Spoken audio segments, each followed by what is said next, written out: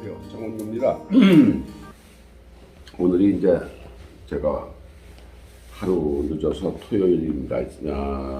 4월 30일. 문재인 대통령이 퇴임을 앞두고 이제 김정은한테 친서를 보냈습니다. 김 위원장과 손잡고 한반도 운명을 바꿀 한 걸음을 내디뎠다. 이렇게 말했습니다. 김정은은 이제 전응화, 삶은 소대가리 같은 막말에 더해서 이제 개성 사무소도 폭파하고, 서해에서 우리 해수부 공무원도 이제 사살하고 또 배에서 불도 태우고, 그러지 않았습니까? 그 독재 정권이죠. 거기다 이제 한마디도 할 소리는 안 하고, 이제 굽신대는 거죠. 한반도 운명을 바꿀 한 걸음을, 한반도 운명을 못 바꿀 한 걸음을 어떻게 내디뎠습니까? 도보다리에서 이제 평양 가서 연설한 거밖에 더 있나요? 비핵화, 핵무기를 없애는 문제, 도발을 중단한다. 우리 생명을 위협하는 문제는 이제 하나도 건드리지도 않고 이제 지나갔습니다. 편지에서. 제가 문재인이가 생지 2018년 4년 전 9월에 평양 5.1 경기장이라고 그러죠. 5.1 경기장에서 동원한 군중 앞에서 했다던 연설을 몇 달 전에 읽은 적이 있는데 그게 떠올라서 다시 한번 찾아왔습니다. 그때 4년 전 2018년에는 제가 이제 제 딸내미를 따라서 해외에서 3년째 살고 있던 때라 국내에 있질 않으니까 직접 뉴스를 접하지 않아서 잘 모르고 있었는데 이제 몇 달 지난 그 월간조선을 정리하다가 책꽂이에 집어넣다가 조갑재 기자가 쓴 글을 발견했습니다. 옛날에 한번 읽었는데 다시 한번 이제 보게 됐죠. 연설을 이렇게 했더군요. 남쪽 대통령으로서 김정은 국무위원장의 소개로 여러분에게 인사말을 하게 되어 그 감격을 말로 표현할 수가 없습니다. 이제 그러고 동포 여러분, 김정은 위원장과 나는 지난 4월 27일, 그러니까 이제 한 5, 6개월 전에 판문점에서 만나 뜨겁게 포옹했습니다. 우리 두 정상은 한반도에서 더 이상 전쟁은 없을 것이며 새로운 평화의 시대가 열렸음을 8천만 결의와 전 세계에 엄숙히 전명했습니다. 판문점에서 만났을 때 이제 그런 얘기를 했던 모양입니다. 우리 민족의 운명은 우리 스스로 결정한다는 민족 자주의 원칙을 확인했습니다. 남북관계를 전면적이고 획기적으로 발전시켜 끊어진 민족의 혈맥을 잇고 공동 번영과 자주통일의 미래를 앞당기자고 약속했습니다. 굳게 약속했습니다. 이랬습니다.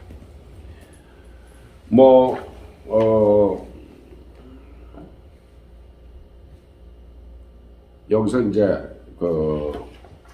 아마 문재인 대통령이 대한민국의 대통령이 아닌 남쪽의 대통령이라고 이제 그랬던 모양이에요. 이게 이제 어디에서 그랬느냐.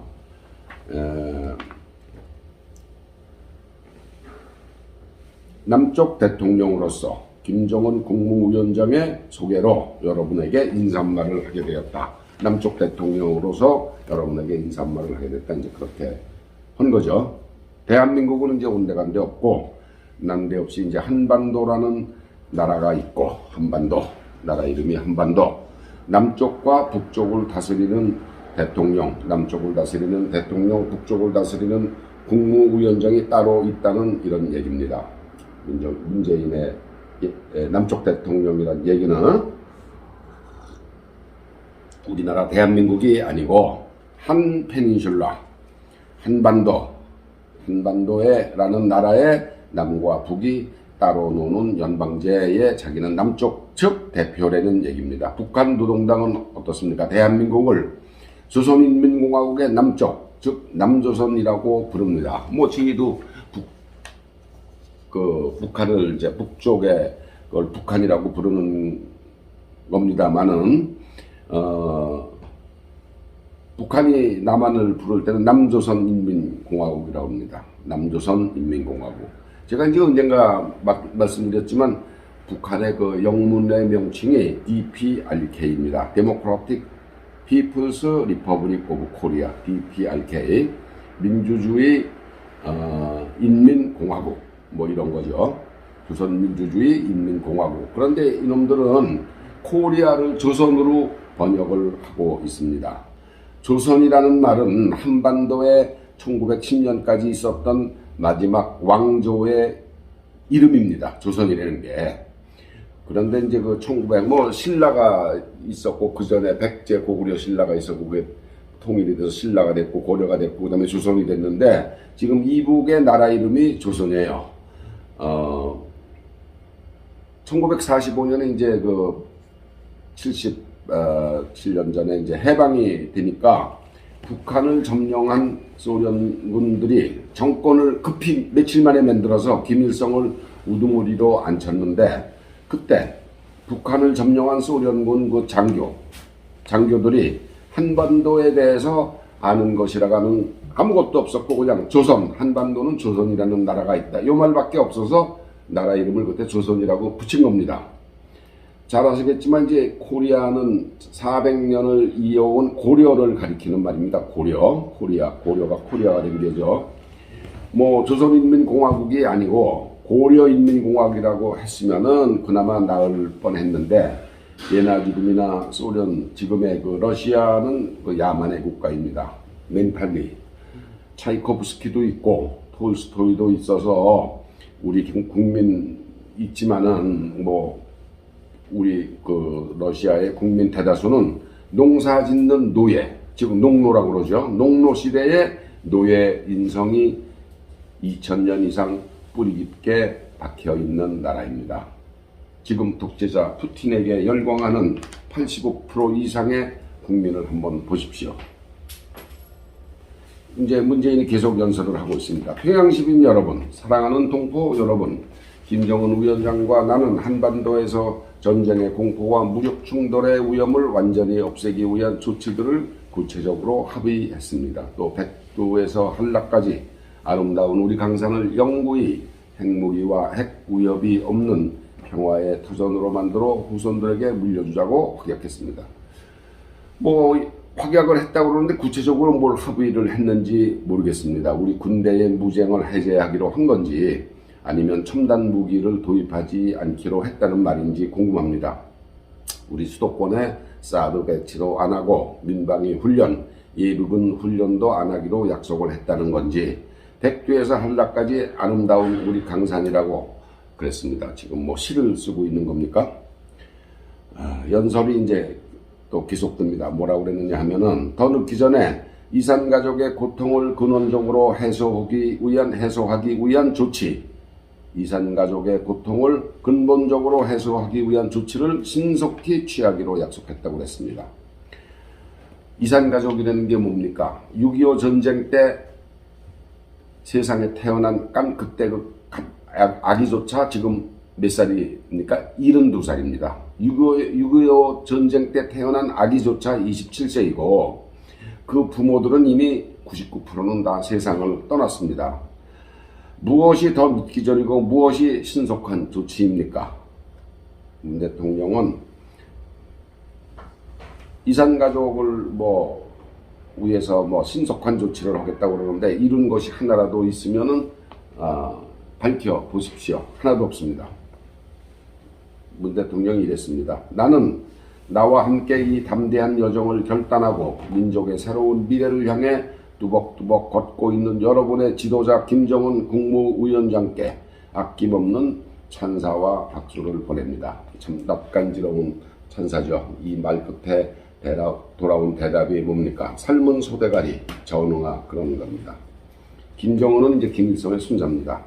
한반도를 반으로 가르고 300만 생명을 빼앗아간 전쟁을 일으킨 전쟁 범죄자 김일성의 손자가 김정은입니다. 이 김정은을 향한 용비어천가 계속하고 있습니다. 뭐라고 그랬냐? 평양시민 여러분, 동포 여러분, 이번 방문에서 나는 평양에 놀라운 발전상을 보았습니다. 김정은 위원장과 함께 북녘 동포들이 어떤 나라를 만들어 나가고자 하는지 가슴 뜨겁게 보았습니다. 얼마나 민족 화해와 평화를 갈망하고 있는지 절실하게 확인했습니다. 어려운 시절에도 민족의 자존심을 지키며 끝끝내 일어서고자 하는 불굴의 용기를 보았습니다. 사실 문재인 연설을 이걸 제가 지금 들어보니까 속은 부글부글 끓어오릅니다. 여러분은 어떻게 느끼셨습니까? 민족의 자존심을 지키며 끝끝내 일어서고자 하는 불굴의 용기라니 무엇이 민족의 자존심입니까? 조갑재 기자의 말대로 문재인은 김일성의 악령에 사로잡히지 않고서야 어떻게 한 국가의 원수로서 이런 망령된 말을 할 수 있습니까? 그 소주, 여러분 그 소주 마시시는 참이슬도 있고 이제 처음처럼도 있는데, 소주 처음처럼의 글자, 그 처음처럼이라고 그런 글자가 김일성주의자 신영복의 글씨라는 것은 알만한 사람은 다 압니다. 그래서 옹졸하다는 소리를 듣거나 말거나 저와 제 주변의 사람들은 죽 자고 처음처럼 소주를 안 마시고 참이슬을 고집합니다. 문재인은 청와대를 방문한 김정은 동생 김여정과 함께 신영복이 쓴 춘풍충추 그런 액자 앞에서 기념 촬영을 했습니다. 신영복은 1968년 북한 노동당의 남쪽 지부에 해당하는 통일혁명당 사건으로 재판에서 유죄 판결을 받고 20년을 복역을 해서 출소 후에도 김일성주의를 벌였다는 자백이나 증서 남긴 적이 없습니다. 이 신영복을 제일 존경한다고 문재인이 밝힌 적이 있습니다. 오죽하면 청와대에 신영복이 쓴 춘풍추상이라는 액자를 걸고 각 비서실에도 걸라고 했겠습니까? 더불어민주당의 더불어라는 당명도 신영복이 남기고 간 말입니다. 더불어. 이 신영복을 북한은 김일성 수령님의 명령이라면서 1978년 월남 베트남 멸망 시 그때 미처 탈출하지 못하고 형무소에 억류되어 있던 우리 외교관 3명과 수감되어 있던 신영복을 교환하자고 집요하게 요구했었습니다. 문재인은 전두환 전 대통령이 죽음에 대해서 끝내 역사의 진실을 밝히지도 않았고 사과가 없었다. 그런 이유로 조화조차 보내지 않았습니다. 그런데 2011년 노무현재단 이사장 할 때는 김정일이 죽으니까 유가족과 북한 동포의 심심한 애도를 표한다며 조의문도 보내고 조문단도 보내겠다고 했으니까 당시 이명박 했지만 이제 이명박 정부에서 승인을 받지 못했죠. 여기까지가 이제 조갑재가 기자가 쓴 내용입니다.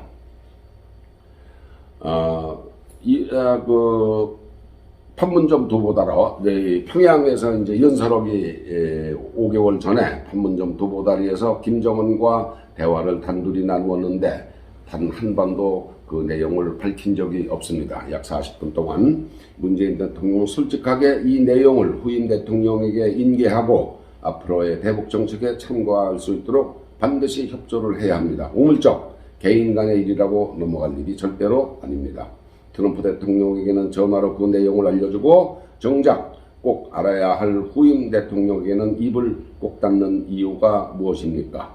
그때 이동식 저장장치 USB도 김정은에게 건네주지 않았습니까? 거기에 북한의 원자력 발전소 건설을 돕겠다는 내용도 있다고 알려져 있습니다. 주장이 있습니다. 밝히질 않으니까 소문만 무성하면은 반드시 뒷소리가 나오게 마련입니다. 북이 핵을 폐지하겠다는 의지가 확실하다고 했는데 무슨 근거로 그따위 거짓말을 했는지 국민을 속였는지 문재인은 퇴임 전에 밝혀야 합니다. 떠난 날 마지막까지 북한의 노란한 무능한 정권이 드디어 일주일 후인 5월 9일에 막을 내립니다. 그 안에 무슨 희한한 일을 벌일지나 않을지 염려됩니다. 미친년들 뛰듯한다는 쌍말이 있습니다. 이 정권이 꼭 그 꼴입니다. 제발 떠날 때는 말없이 노래처럼 조용히 사라져 주십시오. 조용히 사라져 주십시오. 그게 나라를 돕는 마지막 일입니다. 떠버리지 말고 조용히 사라져 주십시오.